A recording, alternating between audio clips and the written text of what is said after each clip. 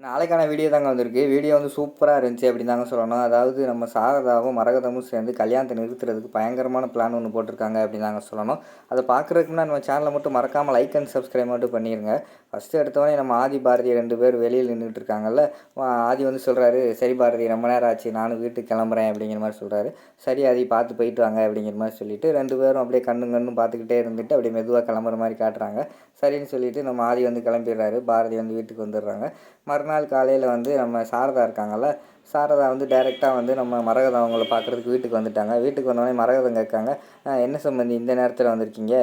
என் வீட்டுக்கார் இல்லை, அதாவது பாரதி, தமிழ் 2 பேரும் வந்து வெளியில் போயிட்டாங்க. இந்த நேரத்தில் வந்திருக்கீங்களே" அப்படிங்கிற மாதிரி கேட்காங்க. "இல்லை பரவாயில்ல இருக்கட்டும், அதாவது நம்ம கல்யாணம் பேசி ரொம்ப நாள் ஆச்சு, நம்ம 2 குடும்பமும் சரியாக பேசி பழகிக்கல. அதனால தான் சரி என்ன உங்களுக்கு எதுவும் வெறுப்பு இருந்தால் பேசிட்டு போகலான்னு சொல்லிட்டு வந்தேன்" அப்படிங்கிற மாதிரி சாரதா சொல்கிறாங்க. "இதுதான் டயம், நம்ம இதில் தான் போட்டு வாங்கிட வேண்டியதான்" அப்படிங்கிற மாதிரி சொல்லிட்டு மரகதம் யோசிச்சுக்கிட்டு இருக்காங்க. "அதில் என்ன சம்மந்தி இருக்குது? எல்லாமே டக்கு டக்குன்னு முடிஞ்சு போச்சு. ஆதிக்கும் பாரதிக்கும் பிடிச்சிருச்சு. அது வந்து எங்கள் வீட்டுக்காருக்கு தெரிஞ்சிருச்சு. உடனே தடபுடலாக எல்லாத்தையும் முடிச்சிட்டாரு. அதான் நிச்சயதார்த்தமே முடிஞ்சிருச்சுல. இனிமேல் நம்ம பேசி என்ன ஆக போகுது? அது நடக்கிறது நடக்கட்டும். நீங்கள் எதுனாலும் வந்து எங்கள் வீட்டுக்கார்ட்ட கேட்டுக்கோங்க" அப்படிங்கிற மாதிரி வந்து மரகதம் சொல்கிறாங்க. "இல்லை, அதாவது அவர்கிட்ட பேசுறதுன்னு இல்லை, உங்ககிட்ட கேட்குறேன். ஏதாவது சம்பிரதாயம் ஏதாவது இருந்தால் நம்ம மிஸ் பண்ணியிருக்கோமா? அது எதுவும் செய்ய வேண்டியிருந்தால் செஞ்சுருவோம். உங்கள் வீட்டு ஆளுங்க யார்கிட்ட சொல்லணுன்னு இருந்தால் சொல்லிடுவோம்" அப்படிங்கிற மாதிரி வந்து சாரதா சொல்லிக்கிட்டு இருக்காங்க. உடனே "இதான் நேரம், நம்ம சொல்லிட வேண்டியதான்" அப்படிங்கிற மாதிரி சொல்லிட்டு மரகதம் வந்து சொல்கிறாங்க. "இல்லை சம்பந்தியம்மா, அதாவது யார் கல்யாணம் பண்ணாலும் எங்கள் குடும்பத்தில் வந்து ஜாதகம் பார்த்து தான் கல்யாணம் பண்ணுவோம். ஏன்னா என்னதான் அவங்களுக்கு பிடிச்சிருந்தாலும் சேர்ந்து வாழ போகிறது அவங்க தானே. அவங்களுக்கு பொருத்தெல்லாம் அமைஞ்சால் தானே கரெக்டாக அவங்க வந்து நல்லா வாழ்வாங்க" அப்படிங்கிற மாதிரி வந்து மரகதம் சொல்லிக்கிட்டு இருக்காங்க. "ஓ அப்படியா? அப்படின்னா சாதகம் வேணா பார்த்துருவோம் சம்மந்தி" அப்படிங்கிற மாதிரி வந்து சாரதா சொல்கிறாங்க. "இல்லை நீங்கள் கேட்டீங்கன்னு தான் சொன்னேன்" அப்படிங்கிற மாதிரி மரகதம் சொல்கிறாங்க. "இல்லை பரவாயில்ல, சாதகம் பார்த்துருவோம், இதில் என்ன இருக்குது" அப்படிங்கிற மாதிரி சொல்கிறாங்க. "சரி இருங்க, நான் போய் சாதகம் எடுத்துகிட்டு வரேன்" அப்படின்னு சொல்லிட்டு மரகதம் போகிறாங்க.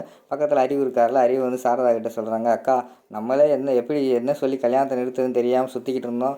அவங்களே ஒரு ஐடியா தராங்க. இதையே நம்ம ரூட்டாக பிடிச்சி போயிட வேண்டியதான்" அப்படிங்கிற மாதிரி அவங்க பேசிக்கிட்டு இருக்காங்க. அந்த நேரத்தில் வந்து அங்கிட்டிருந்து சாதகம் வந்து எடுத்துகிட்டு வந்துடுறாங்க. "இதுதான் பாரதியோட சாதகம், நீங்கள் இதை கொண்டு போய் சாதகம் பாருங்கள், பொருத்தம் இருக்கான்னு பாருங்கள்" அப்படிங்கிற மாதிரி வந்து மரகதம் சொல்கிறாங்க. அதுக்கடுத்து வந்து மரகதம் கேட்காங்க, "ஆதி தம்பி சாதகம் இருந்தால் கொடுங்க, நாங்களும் பார்த்துக்குறோம்" அப்படிங்கிற மாதிரி சொல்கிறாங்க. உடனே சாரதா வந்து சொல்கிறாங்க, "ஐயோ நான் சாதகம் எடுத்துகிட்டு வரலையே." "சரி ஒன்றும் பிரச்சனை இல்லை, நான் ஃபோட்டோ எடுத்து உங்கள் செல் நம்பருக்கு அனுப்பிடுறேன்" அப்படிங்கிற மாதிரி சொல்கிறாங்க. உடனே மரகதம் வந்து சொல்கிறாங்க, "ஐயோ அவரோட செல் நம்பருக்கு அனுப்பிடாதீங்க, தனத்தோட நம்பருக்கு அனுப்புங்க. அவர் செல் நம்பருக்கு அனுப்புனா தைய தக்கன்னு குதிச்சிட போகிறாரு" அப்படிங்கிற மாதிரி சொல்லிக்கிட்டு இருக்காங்க. "சரி நான் அனுப்பி வைக்கிறேன்" அப்படின்னு சொல்லிட்டு அவங்க 2 பேர் கிளம்பிடுறாங்க. அடுத்த சீனில் வந்து நம்ம ஆதி இருக்கார்ல, தமிழை பார்க்க காலையிலே போயிருக்காரு. நம்ம தமிழ் வந்து கேட்காங்க, "என்ன ஃப்ரெண்ட் இன்னைக்கு காலையிலே வந்திருக்கீங்க?" அப்படிங்கிற மாதிரி கேட்காங்க. உடனே ஆதி வந்து சொல்கிறாரு, "உன்னை பார்க்குறதுக்கு நான் எப்போ வேணால் வருவேன் ஃப்ரெண்ட். ஆனால் இந்த டைம் வந்து காலையில் வருவேன், நீ எப்போனாலும் வருவேன், எனக்கு எல்லா உரிமை இருக்குது" அப்படிங்கிற மாதிரி சொல்லிகிட்டு இருக்காங்க. உடனே நம்ம பாரதி வந்து சொல்கிறாங்க, "என்ன ஆதி நீங்கள் ஆஃபீஸ்க்கு போகலையா?" அப்படிங்கிற மாதிரி சொல்கிறாங்க. "நம்ம 2 பேரும் சேர்ந்து போவோம்" அப்படிங்கிற மாதிரி பாரதி கிட்ட சொல்கிறாங்க. "நீங்கள் போங்க, எனக்கு வந்து இங்கே வண்டி இருக்குது, நான் வந்து ஸ்கூட்டியில் தான் வந்திருக்கேன், நான் வந்து ஸ்கூட்டியில் வந்துடுறேன், நீங்கள் முன்னாடி காரில் போங்க" அப்படிங்கிற மாதிரி சொல்கிறாங்க. "அப்படியெல்லாம் விட முடியாது, இனிமேல் நம்ம 2 பேரும் சேர்ந்து தான் போகிறோம்" அப்படிங்கிற மாதிரி சொல்கிறாங்க. உடனே பாரதி வந்து சொல்கிறாங்க, "நமக்கு இன்னும் கல்யாணம் ஆகலை பாதி, நமக்கு வந்து நிச்சயதார்த்தம் தான் ஆகிருக்கு, அதுக்குள்ளே எதுக்கு" அப்படிங்கிற மாதிரி சொல்லிக்கிட்டு இருக்காங்க. "என்ன நீங்கள், நான் நேற்று தான் சொன்னேன் நம்ம ஒவ்வொரு மொமெண்ட்டும் என்ஜாய் பண்ணணும்னு சொல்லிட்டு, நீங்கள் என்னடானா காரில் கூட வர மாட்டேங்கிறீங்களே" அப்படிங்கிற மாதிரி சொல்கிறாங்க. உடனே "அப்போனா ஸ்கூட்டி என்ன பண்ணுறது?" அப்படின்னு பாரதி கேட்காங்க. "ஸ்கூட்டி எங்கனக்குள்ளே ஓரமாக விட்டு லாக் பண்ணிடுங்க, நம்ம ஈவினிங் எடுத்துக்கிடுவோம், இப்போ வாங்க காரில் போவோம்" அப்படிங்கிற மாதிரி சொல்கிறாங்க. சரி வாங்க காரில் போவோம் அப்படின்னு சொல்லிட்டு 2 பேர் காரில் கிளம்பி போய்கிட்டு இருக்காங்க. போகும்போது ஒரு லவ் சாங் போடுறாங்க. அப்படியே ஆதி வந்து லவ் பண்ணுற மாதிரி பேச ஆரம்பிச்சிடுறாரு. "பாரதி, நமக்கு ஒவ்வொரு மொமெண்ட் வந்து என்ஜாய் பண்ணணும், நான் உங்களை கல்யாணம் பண்ணுறதுக்கு முன்னாடி பயங்கரமாக லவ் பண்ணணும்னு நினைக்கிறேன்" அப்படிங்கிற மாதிரி சொல்கிறாங்க. "அப்படியா, அதுக்குள்ளே லவ்வா?" அப்படிங்கிற மாதிரி வந்து பாரதி கேட்காங்க.